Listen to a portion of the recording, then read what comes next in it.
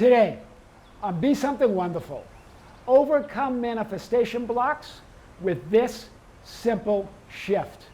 I am your host, Tom Kearin, and this is the Be Something Wonderful studio of higher consciousness, where we help you level up and become the best version of yourself. Creators, good morning and welcome back to the studios of Be Something Wonderful. Another beautiful morning here in Medellin, Colombia. Another powerful video.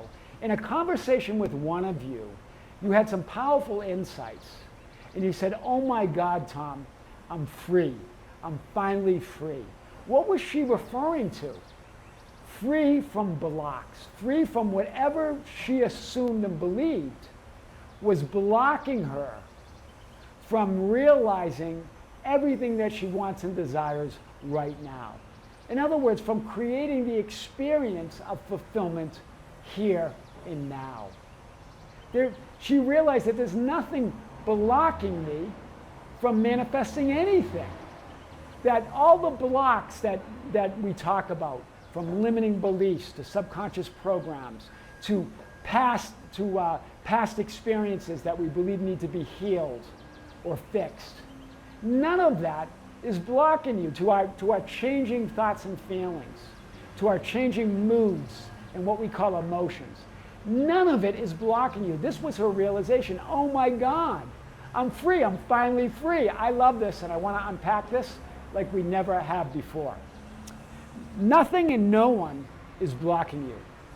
Nothing and no one is sabotaging you. That whole idea that there's a past that is sabotaging you, that there are these programs, subconscious programs that are ruining your life.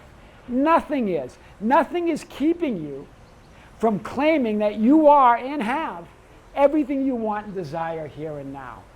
Nothing is blocking you. Nothing is sabotaging you. Nothing is keeping it from you but you. But the assumption that you believe there's something blocking you. But the assumption that you believe and assume there's something sabotaging you. By the assumption that you believe that something is keeping you from everything you want. You create that experience. There's no truth of that out there. Not others, not your past, not your thoughts, not your changing feelings, your changing thoughts, not your subconscious programs or what you believe is your subconscious past, not the shadow. She talked about doing shadow work for years, not the triggers, not the conditions, not the circumstances, not the lack, not the fear, not the negative emotion, nothing. No thing is blocking you. What a beautiful realization. I want to share this and unpack it like we never have before. One simple shift by that infinite, limitless being that you are, that infinite, limitless being who is eternally shifting and always shifting, creating and manifesting and experiencing their self as source or as a creator, that I am awareness. That one simple shift is all that you need, but you as that awareness of being, you as all that is, have forgotten your all that isness. You forget that when you say that there's things to fix or heal or discover in terms of limiting beliefs, digging them up, right? Oh my God, I'm free. I'm really free. A powerful statement. A powerful statement. Because it's not about what you're doing or not doing or what others are doing or not doing. It's not about what's happening or not happening. Whether you're shifting or not shifting. Whether you're blocking or not blocking something, or thinking or not thinking something, or feeling or not feeling something, or seeing or not seeing something, or manifesting or not manifesting, or creating or not creating. You create all of those ideas. You're an infinite being that's shifting and moving and creating and manifesting in every moment. It's who you are. It's your nature. It's your name, I am, as God, to know yourself as that awareness of being. It's your nature as consciousness to be conscious of yourself. It's your nature as awareness to be aware of yourself from infinite viewpoints and perspectives. You are the life, but you're the livingness of that life, right? So this is big. You're not here to fix yourself or your past or others or the world. Nothing's broken. You're not broken. What's real or what's reality doesn't change. That I am awareness, that one absolute law of being, all that is. That one changeless reality, that one divine mind. You're the center of all of it. It's you. She said this, after I found your channel after years of therapy, trying to find out and fix and heal what she assumed, right? What's wrong with me? Digging up the past, digging up limiting beliefs, digging up what she thought were subconscious programs. Not realizing that for all those years, she was putting them there, creating them as she was digging them up. And saying, oh yeah, this is it. Oh no, it's this. Right? It's not about all that shadow work and reprogramming the subconscious or finding my limiting beliefs. This is what she was saying. And she referred to videos where we talked about playing whack-a-mole with reality. Right? You find one limiting belief, you get that one, and then another one pops up, like the game whack-a-mole. Playing whack-a-mole with reality, there's no bottom, there's no end, because you're reality. Every time you're looking as reality, you're perceiving as reality. You're discovering beliefs or what you believe are subconscious programs as reality. So you're creating as you're looking. Right? Every time you look, it changes because you looked. That quote from the movie Next. You are reality, all of it. You're the lighthouse looking with its own light. Right? You are the light. And she referred to the faith of the centurion or the healing of the centurion's servant. Right? That idea that you're not here to fix changing in temporary forms, conditions, and circumstances. Because in that changing experience of your 3D physical experience, you're always going to feel that sense of unworthiness. But you couldn't create that sense or that feeling of unworthiness or non-fulfillment unless you were utterly worthy, unless you were utterly fulfilled, unless you were fulfillment seeing yourself from a certain perspective or viewpoint, unless you were all that is, knowing yourself as all that is. There are all infinite viewpoints and vantage points and perceptions as all that is and all that you are. So the healing of the centurion's servant is the healing of your perception. In other words, seeing it from that higher viewpoint of all that you are. All of it, all of your experiences are a perfect expression of all that is, even as they look imperfect in the experience, in the physical experience. They're perfect expressions of the fulfillment that you are. That's why in the centurion's servant, the centurion says to Jesus, I am awareness. I'm not worthy for you to come under my roof, but just say the word, just speak a word, and my servant will be healed.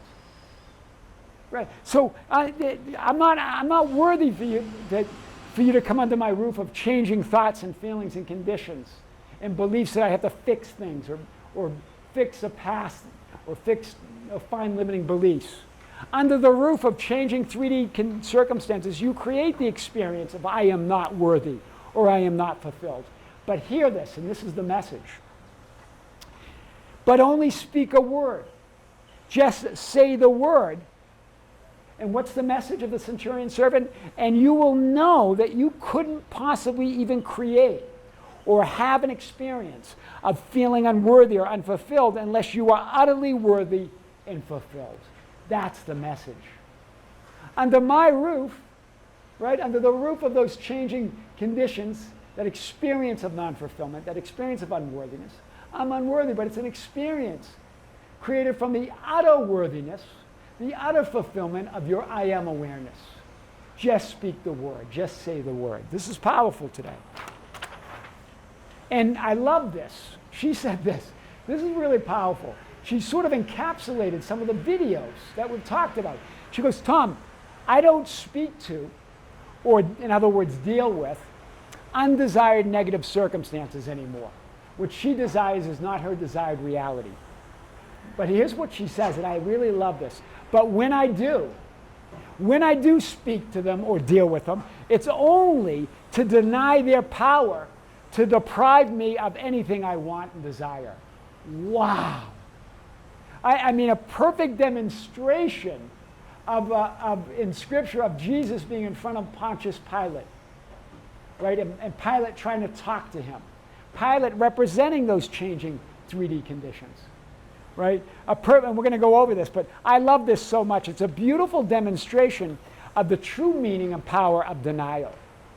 Remember, she's not denying the changing circumstances, the changing thoughts, the changing feelings, the changing appearances.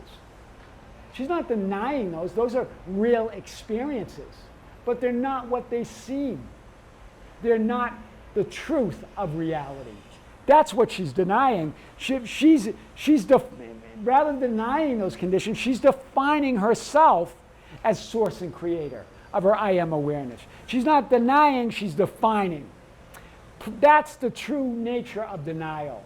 She's not denying something and then secretly believing that nothing has changed and that she's not going to get what she wants. She's just saying, that's not reality, I am. Wow, that's powerful. And in John 19:10, this is what she's referring to when Jesus, remember, it's the metaphysical story, the metaphysical meaning of Jesus being captured, and then he's in front of Pontius Pilate, right? And Pilate representing the 3D changing circumstances. Pilate representing those subconscious programs that you want to reprogram. Pilate representing those limiting beliefs that you want to find, right? Those triggers that you want to fix, those changing thoughts and feelings. And Pilate says, these conditions, these changing conditions say to us, are you not speaking to me? Do you not know that I have the power to crucify you or the power to release you? This is what she said. I don't speak or deal with those undesired negative circumstances. But when I do, it's to deny them power to deprive me of anything. So Jesus, your I am awareness doesn't speak to those changing conditions or circumstances. They're not reality. I am is. Conditions are conditions, but I am. This is powerful. But we believe it.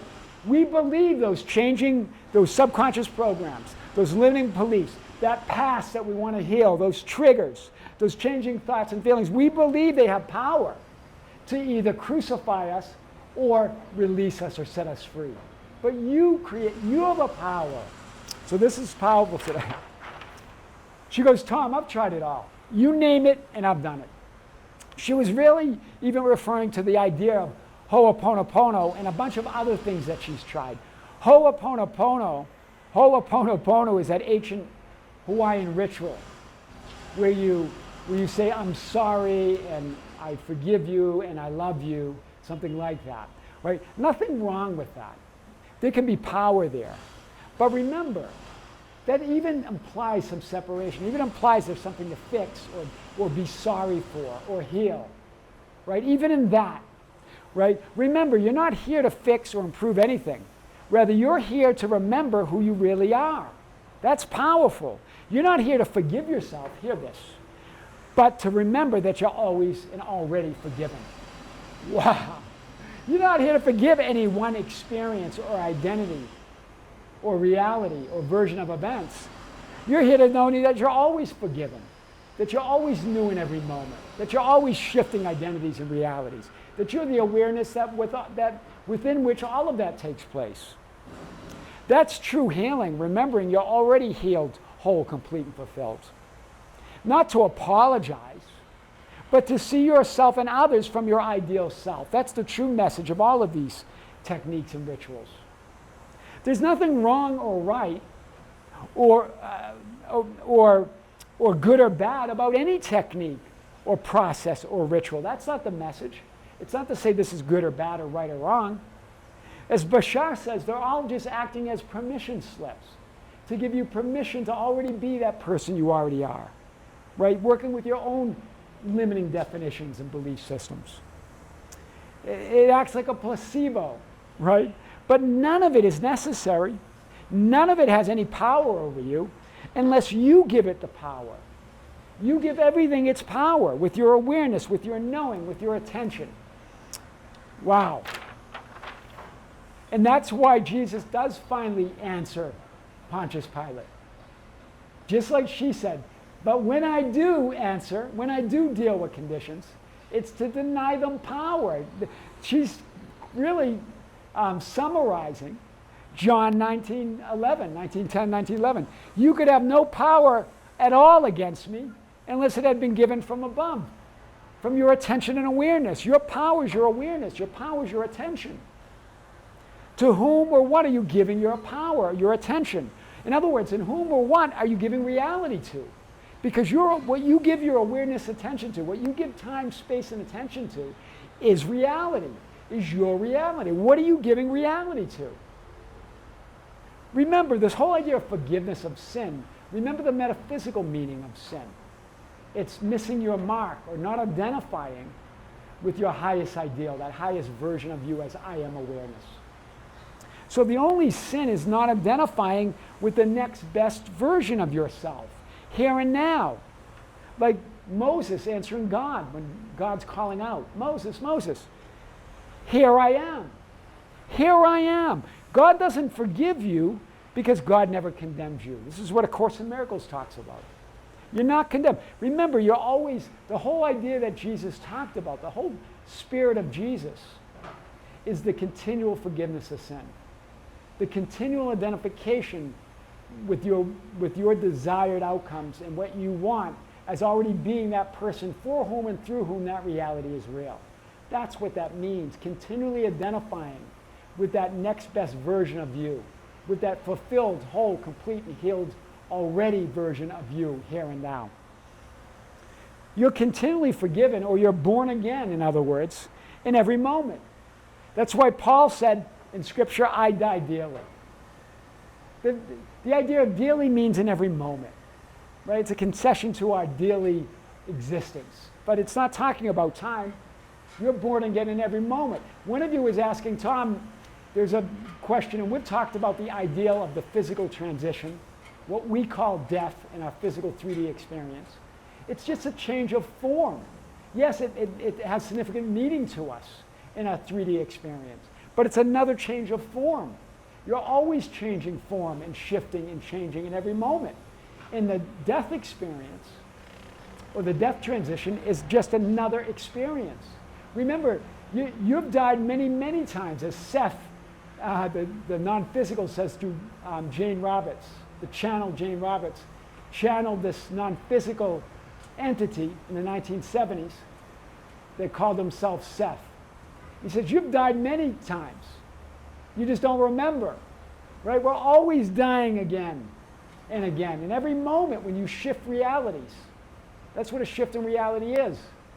When you shift identities, you're dying to that old identity. You're dying in every moment. Yes, there's a physical experience in our manifested 3D experience. That's just another idea of you shifting realities. It's just another idea. I get it. It has significance to us. But then they're going, well, what did Jesus' death mean? That's your I am awareness. Dying to the physical limitations. Dying to the changing conditions that you feel that are holding you back. You're dying to the things that you believe were blocking you. Right? She was born again in this awareness, this person that I talked to, and the awareness that nothing blocks her. That's powerful. If you want more on that, there are many early videos where I talked about the crucifixion, the resurrection, and the true meaning of all of that. So go back and you can search by keywords. But a lot of those early videos, especially around Christmas time and Easter, both of those, April, March time frame and December time frame, videos over the years have covered those ideas. And this is why Jesus said to Pontius Pilate, you have no power unless it were given from above, that I am awareness. And then he goes on to say, therefore the one who delivered me to you has the greater sin. Wow! In other words, what are you allowing to deliver? You're delivering yourself out. You're allowing yourself to be delivered up to those changing circumstances and conditions. That's the greater sin. Believing that you are blocked. That you are in bondage to a apparent subconscious program that's blocking you. That's the greater sin, allowing all those changing conditions, all those changing circumstances to convince you that you're not already healed, whole, complete, and fulfilled. That's what Jesus was referring to. That's what the ancients were referring to. That has the greater sin. Delivering yourself to those false assumptions that you need to fix yourself, that you need to fix your reality before you can claim your dream identity and ideal. That's the greatest sin, but even then you're forgiven. You overcome every perceived block, your absolute fulfillment and manifestation of all you want, desire, with this simple shift. I claim it anyway, no matter what. That's the simple shift. That's what she did. That's what in the show The Chosen, that Netflix show, or that TV show, when Jesus is talking to John about doing a reading and asking for his recommendation, and John saying, well, I'm not worthy. How can I be, with what happened yesterday and the day before, and all that? It's like us saying, with all these limiting beliefs, all these blocks, all these changing thoughts and feelings, all this negative emotion within me, how can I identify with my ideal? How can I manifest what I want? But Jesus answers him. I'm a man who, first he says, John, who's worthy? In other words, none of those have any meaning. And John goes, well, you're worthy, you. And Jesus answers, I'm a man, John, but yet I am who I am. I'm a man, yet I am who I am. I get it, those conditions and programs are all around us, right? So who is worthy? You are, is that I am awareness, is out of worthiness. Right? We create that idea of not being worthy. That's how to overcome manifestation blocks with this simple shift. I am your host, Tom Kearin, and this is the Be Something Wonderful studio of higher consciousness, where we help you level up and become the best version of yourself. Creators, thank you. Thank you for being with me. Thank you for liking and sharing and commenting on our videos. Thank you for being part of our Facebook group, The Ambassadors, at facebook.com/groups/Be Something Wonderful, for joining us on Instagram and Twitter at Tom Kearin, TikTok at Be Something Wonderful, anywhere on social media at either Tom Kearin or Be Something Wonderful, and for being part of our membership channel. We just released a powerful video on the membership channel. We also have a live event, December 22nd, 2024, just a few weeks from now. We're going to come to you live right before the holidays with another powerful live event where I answer your questions live on the stream, during the streamed event, and your questions that you've been sending to us at info@besomethingwonderful.com. Creators, with great love, with great light and infinite gratitude, this is Tom Kearin here in the studios of Be Something Wonderful. Until next time, we'll see you soon.